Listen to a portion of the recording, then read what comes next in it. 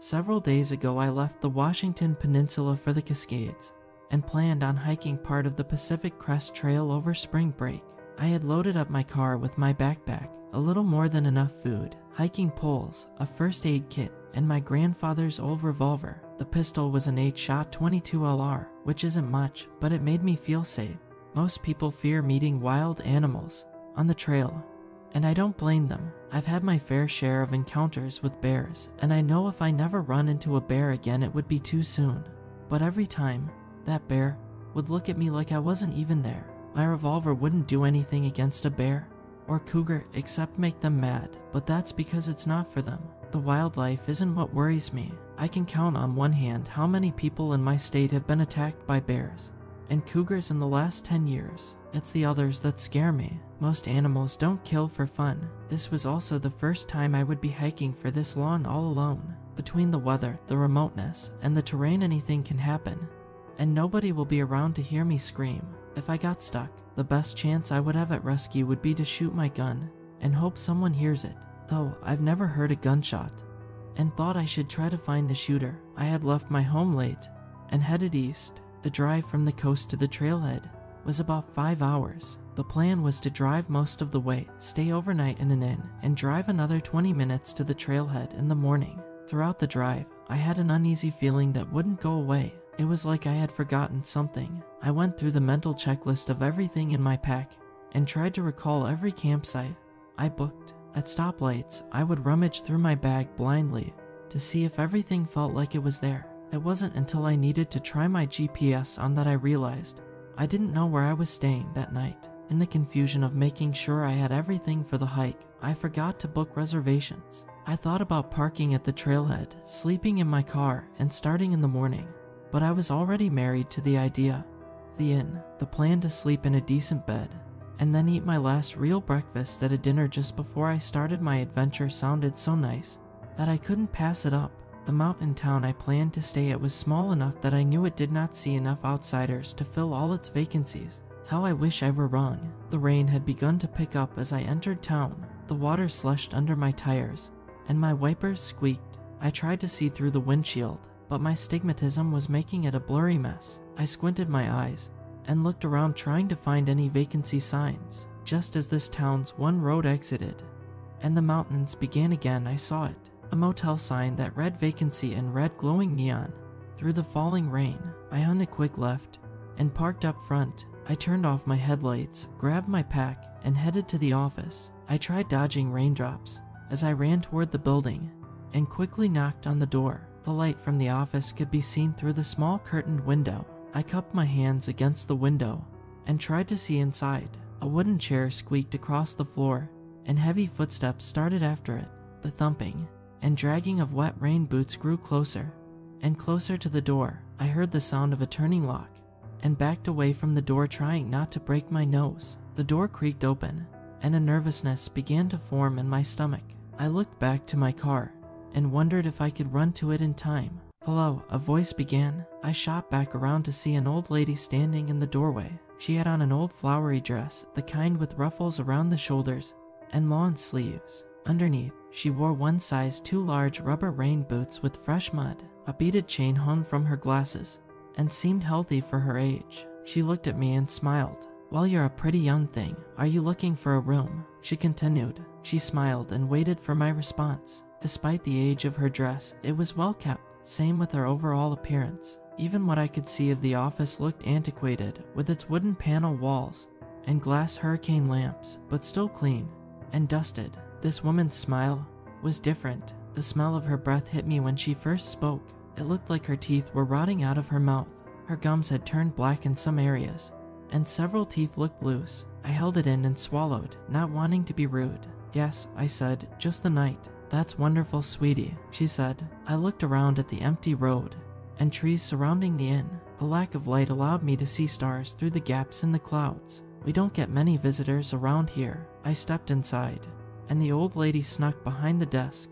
I waited for a moment as she got everything ready. My eyes began to wander and examine the office. Across from the front desk were two large leather chairs. A small table stood between them with a doily and stained glass lamp atop it. On the walls were wooden planks straight out of the 70s and decorative hurricane lamps. What most caught my attention were all the stuffed animals. A deer head above the chairs, stuffed ducks, elk antlers, and all other manner of wild game, even a stuffed salmon about the front desk. I'm not unfamiliar with taxidermy, but this seemed excessive. It wasn't a hunting cabin. The rain was still falling hard, and I saw the black of the moonless night through the window. A loud thump came from behind me. I turned to see the old lady had pulled out a massive, and even older looking logbook. She cracked open the book about halfway, and the dust it kicked up made me cough. The old lady licked her fingers and started tumbling through the pages. The book was spun towards me and she pointed to the next blank space. "Write your name and the date here, sweetie," she instructed. She waved a pen attached to a chain in front of me. I took it and looked at the page. The last person to stay here was Evelyn Black, and the sign and date read October 30th, 2008, and the sign out read October 31st, 2008. I hesitated, trying to figure out how many years. That was when I heard the old lady cough. I took that as a cue and wrote my name and sign and date into the book. The old lady closed the book, and I told me it was $45 for the night. I thought it was strange to charge me on check-in, but I obliged and handed her the cash. Behind her was a wall of hanging keys, and she grabbed the one marked room A1. The old lady moved from behind the counter and showed me to my room. The old lady led me outside and to the first room after the front office. The key slid into the lock, and she opened the door. The smell of mildew and musk hit me instantly. It didn't surprise me though. With our wet weather and a vacant motel, I walked inside and put my pack down on the bed. I walked back to thank the old lady at the door when I noticed no way to lock it from the inside. "Oh, you must be from the city, sweetie," the old lady responded. "Out here we don't use locks because I know everybody, and everybody knows me," she continued. I was taken aback, unsure of how to answer. I had never come across a place with no locks. Even if that's how they do it in town, not having them at a motel was very strange. I thought about the gun in my bag and how it was only for the night. "Well, thank you for the room," I said, biting my tongue and forcing a smile. The old lady gave me a rotten smile back. "Sweet dreams," she replied and walked away. I shut the door behind her and took in a deep breath. The musk made me cough again, and I took inventory of the room. There was a bed with a stand on either side and 2 lamps. Across from it was a small writing desk and the door to the bathroom. There were 2 windows by the front door. First I shut the blinds and drew the curtains. If the door didn't lock, then it was best that nobody knew I was there. Then I took the chair from the desk and wedged it under the door handle until it was stuck in place. Then I finally felt a bit more comfortable. It was about 11 p.m. and I snacked on a granola bar I had packed for the trail. I slowly opened the packaging and cringed at how loud the wrapper was. I watched the dark bathroom like I was trying not to wake something sleeping in the blackness. I finished the bar and tried to sleep. I laid down in the old bed. The sheets made me feel gross, so I laid on top of the bed. The popcorn ceiling spiraled above me. I reached into my bag to look for my Mylar blanket. My hand rummaged around my clothes and dehydrated food. The bite of cold steel graced my hand. My eyes widened, and I retrieved the piece from my bag. I held the gun out in front of me and stared at it. My gaze narrowed. This was the first time that using it became a real possibility. I gripped it and aimed it at the door handle. The sight post wobbled back and forth as my hand shook. I took a deep breath and stashed the gun under the pillow. As I settled into the bed, I tried to focus on the hike tomorrow and how I would drive straight through on the way back. The rain was still pouring hard outside my window. I could even hear a distant rumble every once in a while. The sound of a motor broke the monotony of the rain, and headlights shone through the cracks in the drapes. I opened my eyes and began to listen closer. The door of a car closed, and office one opened. The old lady was still in her office and began speaking to whoever had entered. Their voice was deep, but what they were saying was unintelligible. I focused back on the window, and the car's headlights and engine were still on. I pressed my ear to the wall to hear what was said, but they stopped before I could get anything. The office door opened with a chime, and 2 sets of footsteps followed. The splashing of their boots was caught within the thumping of the rain. Their silhouettes passed in front of the car's headlights, casting long shadows into my room.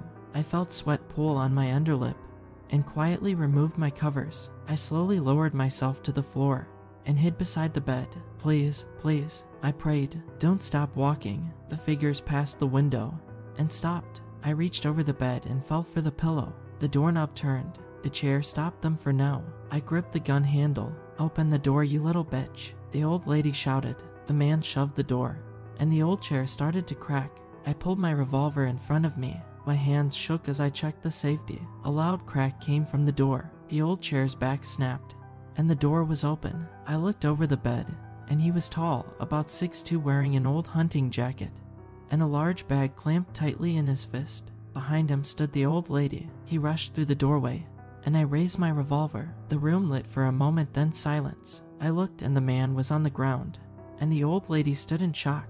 The old lady started to reach down to her boot. I shot again. I don't know if she was reaching for a weapon, but I didn't know what to do. She was a witness. I doubt the police would believe me over her. I grabbed my bag and stepped quickly over the corpses, gun still in hand. I entered the office and took that logbook with me. There's no way I could report this, so I'm just hoping I got away clean. I was pushing 70 miles per hour through back roads the whole way home, gun in my lap. That night, my Jeep stopped for nobody. My engine was about to overheat as I rolled into my driveway at 3 a.m.